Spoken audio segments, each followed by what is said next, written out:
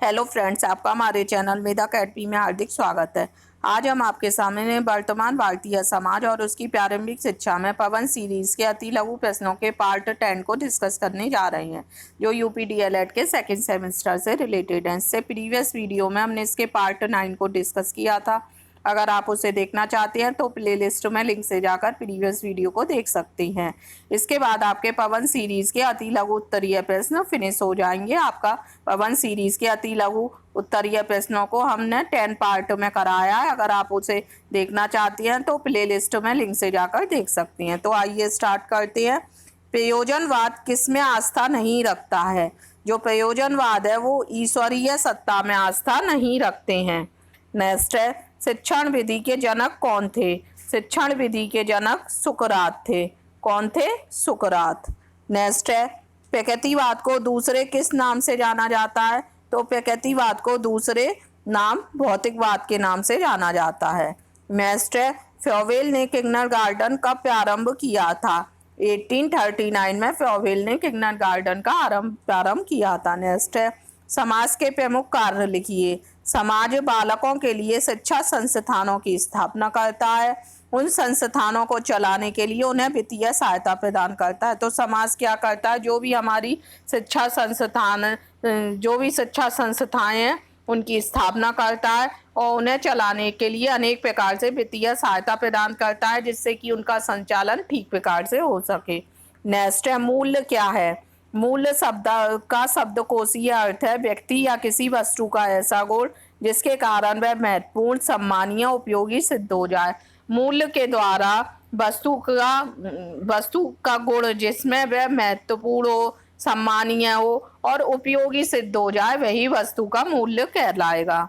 Next देखते हैं, बाल अपराध के प्रमुख बिंदु कितने प्रकार के होते हैं? तो गरीबी, भुखमरी, अशिक्षा, उचित वातावरण न मिलना, जागरूकता, ये सब बाल अपराध के कारण है। जब गरीब होता है तो बाल अपराध, अनेक प्रकार के बच्चे अपराध करने लगते हैं, या भरपेट उन्हें खाने को नहीं मिल पाता है तो भी वो अनेक प्रकार के अपराध करने लगते हैं, या उन्हें पूर्ण रूप से शिक्षा नहीं मिल पा रही है, या उचित प्रकार का माहौल नहीं मिल पा रहा है, गलत वातावरण में या गलत उनकी संगत है।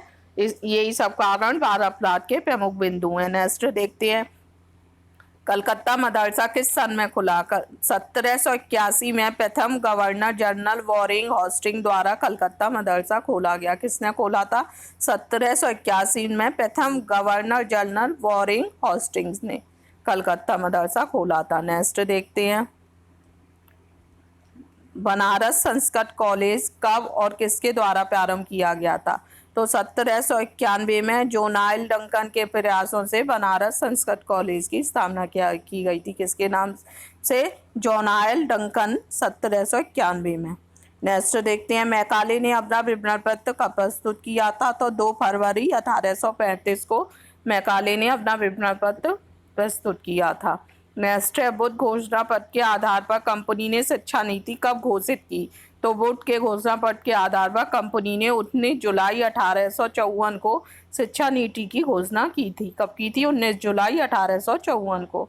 नेक्स्ट देखते हैं, निरौपचारिक शिक्षा के विभिन्न साधनों में किस आयु वर्ग के लिए अधिक दबाव डाला गया है? तो 11 वर्ष से 14 वर्ष तक के आयु वर्ग के लिए अधिक दबाव डाला गया है। नेक्स्ट देखते हैं, शिक्षा के व्यक्तिक और सामाजिक उद्देश्यों का समन्वय आवश्यक है, क्योंकि शिक्षा व्यक्ति की खुशी और राज्य कल्याण के लिए यह कथन किसका? यह कथन प्लेटो द्वारा कहा गया है। नेक्स्ट है, प्राथमिक शिक्षा कब प्रारंभ होती है? तो 6 वर्ष से 12 वर्ष तक की जो हमारी शिक्षा होती है वो प्राथमिक शिक्षा कहलाती है। नेक्स्ट है, गांधी जी द्वारा प्रतिपादित शिक्षा की परिभाषा लिखिए। गांधी जी ने कहा है, शिक्षा से मेरा तात्पर्य बालक और मनुष्य के शरीर, मस्तिष्क व आत्मा का उत्कृष्ट विकास है। बालक और मनुष्य के शरीर, मस्तिष्क व आत्मा का उत्कृष्ट विकास करना ही शिक्षा है, ये गांधी जी ने कहा है। नेक्स्ट है, शिक्षा त्रिमुखी प्रक्रिया है। तो जो त्रिमुखी प्रक्रिया जिसने कहा है उन जॉन ड्यूई के द्वारा कहा गया, जिनमें शिक्षक, शिक्षार्थी और पाठ्यक्रम, उन्होंने ये 3 बातें शिक्षा के अंतर्गत होनी जरूरी है, इसीलिए उन्होंने शिक्षा को त्रिमुखी प्रक्रिया क्या है। शिक्षा प्रक्रिया में शिक्षक अपने शिक्षार्थी को निश्चित रूप से, निश्चित विधि से, निश्चित विषय वस्तु को निश्चित स्थान पर प्रदान करता है। उन्होंने क्या क्या, जो शिक्षक होता है वो अपने शिक्षार्थी को निश्चित रूप से मतलब एक समय पर, निश्चित विधि पर और निश्चित विषय वस्तु के अनुसार निश्चित स्थान पर शिक्षा प्रदान करता है। मतलब सब कुछ उनके हिसाब से निश्चित होता है, कोई भी चीज अनिश्चित नहीं होती है। उन्होंने माना शिक्षक शिक्षार्थी के साथ निश्चित पाठ्यक्रम का भी होना जरूरी है। तो जॉन ड्यूवी ने शिक्षा को त्रिमुखी प्रक्रिया कहा है। उन्होंने शिक्षक, शिक्षार्थी और पाठ्यक्रम को मुख्य माना है। नेक्स्ट देखते हैं, औपचारिक शिक्षा किसे कहती हैं। इसमें शिक्षा देने की योजना, समय, स्थान, अध्यापक, विधि एवं पूर्व निर्धारित होते हैं। औपचारिक शिक्षा क्या होती है? जो स्कूल में जाकर हम ग्रहण करते हैं, जिसका स्थान, समय, अध्यापक, विधि, पाठ्यक्रम सब कुछ निश्चित होते हैं, सब डिसाइडेड होते हैं कि कौन किस टाइम पे कौन सा सब्जेक्ट हमें पढ़ाया जाएगा। ये हमारी औपचारिक शिक्षा कहलाती है। नेक्स्ट देखते हैं, परिवार में बच्चों को मुख्य रूप से किस विधि द्वारा शिक्षा दी जाती है। परिवार में जो दी जाती है वो अनौपचारिक शिक्षा होती है, क्योंकि उसका कोई निश्चित समय नहीं होता, कोई निश्चित विधि नहीं होती या कोई निश्चित पाठ्यक्रम नहीं होता। जो शिक्षा हम निश्चित विधि और निश्चित पाठ्यक्रम के अनुसार ग्रहण नहीं करते हैं वो हमारी अनौपचारिक शिक्षा कहलाती है, और जो हम निश्चित विधि के अनुसार ग्रहण करते हैं वो हमारी औपचारिक शिक्षा कहलाती है। नेक्स्ट देखते हैं, प्रयोजनवादी शिक्षा के दो उद्देश्य लिखिए। पूर्व निश्चित उद्देश्यों का विरोध। प्रयोजनवादियों ने कहा कि जो भी हमारे उद्देश्य हैं वो पूर्व निश्चित नहीं होने चाहिए, उसका उन्होंने घोर विरोध किया। सेकंड है, नवीन मूल्यों का निर्माण करने पर जोर दिया। मूल्य दर्शन प्रयोजनवाद। प्रयोजनवादियों ने नवीन मूल्यों का निर्धारण करने पर जोर दिया और मूल्य दर्शन पर जोर दिया उन्होंने प्रयोजनवाद में। नेक्स्ट है, बुनियादी शिक्षा के जन्मदाता महात्मा गांधी थे। नेक्स्ट है, डॉक्टर मारिया मांटेसरी का जन्म कहाँ हुआ था? इटली में हुआ था। नेक्स्ट है, समाज की एक उपयुक्त परिभाषा लिखिए। ये मैकाइवर और पेस के अनुसार है। समाज लोकाचार एवं कार्यविधि, प्रभुत्व, पारस्परिक सहयोग, अनेक समूह एवं वर्गों द्वारा मानव व्यवहार के नियंत्रण एवं स्वच्छंदता की एक व्यवस्था है। इस सतत परिवर्तनशील जटिल व्यवस्था को हम समाज कहते हैं। यह समाज संबंधों का जाल है, ये सदैव बदलता रहता है। ये मैकाइवर पेज द्वारा डेफिनेशन दी गई है। नेक्स्ट है, शिक्षा को प्रभावित करने वाले प्रमुख कारकों को लिखिए। तो परिवार, समाज, विद्यालय, राज्य एवं जनसंख्या, ये सब क्या है? शिक्षा को प्रभावित करने वाले कारक है। परिवार से शिक्षा पर सबसे ज्यादा प्रभाव पड़ता है। अगर परिवार के लोग बच्चे की शिक्षा पर ध्यान देते हैं तो बच्चा अच्छे से शिक्षा को ग्रहण कर पाता है। सामाजिक में भी, विद्यालय में भी, राज्य और जनसंसार में सभी कारक जो हैं वो शिक्षा पर बहुत प्रभाव डालते हैं। नेक्स्ट देखते हैं, शिक्षा के सार्वभौमिकरण से क्या आशय है? लोकतंत्र में जाति, धर्म, रंग, वेद या स्तर आदि का भेदभाव किए बिना सभी को अपने व्यक्तित्व का पूर्ण विकास करने के लिए समान अवसर प्रदान किए जाने चाहिए। इस बात को ध्यान में रखकर संविधान की धारा 29(2) में सार्वभौमिक शिक्षा की व्यवस्था की जाती है। धारा 29(2) में कहा गया है, राज्य सरकार द्वारा संचालित व सहायता प्राप्त किसी भी शिक्षा संस्था में किसी भी व्यक्ति को धर्म, जाति, रंग, भाषा के आधार पर प्रवेश देने के लिए मना नहीं किया जा सकता।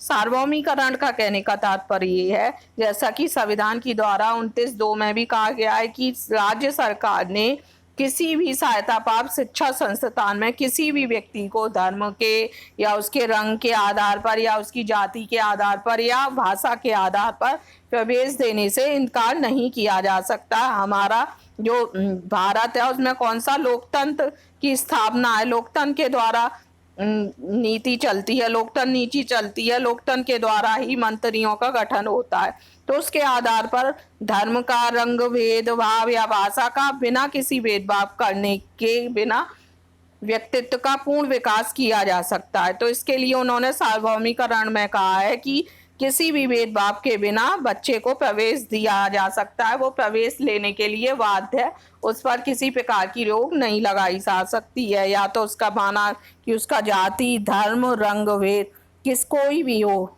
उसे कोई भी शिक्षण संस्थान प्रवेश देने से मना नहीं कर सकता है। नेक्स्ट है, बाल श्रम से क्या अभिप्राय है? बाल श्रम का स्वरूप हमें प्रत्येक शहर, प्रत्येक स्थान पर देखने को मिलता है। जैसे साइकिल, स्कूटर रिपेयर, इनकी दुकानों पर अधिकतर बालक कार्य करते हैं। कहने का तात्पर्य है, बाल श्रम का आशय बच्चों को बहुत कम एज में छोटे दुकानों पे काम करना जैसे साइकिल वाले की दुकान पर या स्कूटर रिपेयरिंग वाले की दुकान पर बच्चे कार्य करते हैं, ये सब बाल श्रम के अंतर्गत आता है। जो उम्र बच्चे की पढ़ने की होती है, उस उम्र में वह अगर काम करने लगता है तो वह उसका बाल श्रम के अंतर्गत आता है। जैसे चाय एवं रेस्टोरेंट में बालक चाय चाय देते हैं, कारखानों में बालक कार्य करते हैं, इस प्रकार अन्य दुकानों घरों में भी बालक कार्य करते हैं, जबकि उनकी विद्यालय जाने की उम्र होती है। घरों में बालिकाएं सफाई बर्तन इत्यादि करती हैं। कहने का तात्पर्य जो उम्र बच्चों की पढ़ने की होती है उस उम्र में वह ये काम करने लगते हैं तो वह बाल श्रम कहलाता है। नेक्स्ट है, जनसंख्या शिक्षा को परिभाषित कीजिए। राज्य शिक्षा संस्थान उत्तर प्रदेश के अनुसार यह एक ऐसा प्रयास है जिसके द्वारा विभिन्न वर्गों विशेषकर छात्र छात्राओं को विश्व में परिप्रेक्ष्य में देश प्रदेश तथा क्षेत्र की जनसंख्या स्थिति, जानकीकी के प्रमुख तत्वों, जनसंख्या और पर्यावरण के पारस्परिक संबंधों, जनसंख्या वृद्धि के आर्थिक सामाजिक विकास इत्यादि की जानकारी दी जाती है। मतलब जनसंख्या शिक्षा के द्वारा जनसंख्या वृद्धि के आर्थिक व सामाजिक विकासों की, जनसंख्या क्षेत्र की स्थिति की, जनसंख्या और पर्यावरण के पारस्परिक संबंधों की, इन सब बातों की जानकारी दी जाती है जनसंख्या शिक्षा के अंतर्गत। नेक्स्ट देखते हैं, वायु प्रदूषण के मूल रूप से कितने स्रोत माने गए हैं? धूल, आंधी, तूफान। तो वायु प्रदूषण किससे पैदा है? धूल से, आंधी से, तूफान से। तूफान गलत लिखा हुआ है इसमें, तूफान ऐसे लिखा जाएगा। नेक्स्ट देखते हैं, जल संरक्षण से क्या अभिप्राय है? भारत में जल का प्रमुख प्रयोग सिंचाई के लिए किया जाता है। सिंचाई द्वारा देश में न केवल कृषि में ही वृद्धि हुई है बल्कि भूमि की उत्पादकता में भी वृद्धि हुई है। इस प्रकार खाद्यान्न के उत्पादन में भारी मात्रा में जल की आवश्यकता होती है।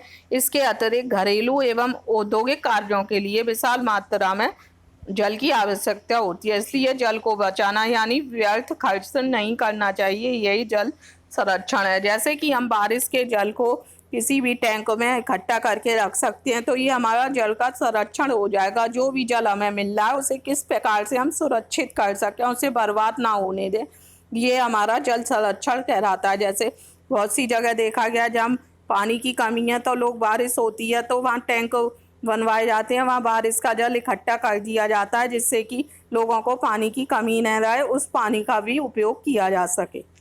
नेक्स्ट देखते हैं, जनसंचार के यंत्रोत्तर साधनों के नाम उल्लेख कीजिए।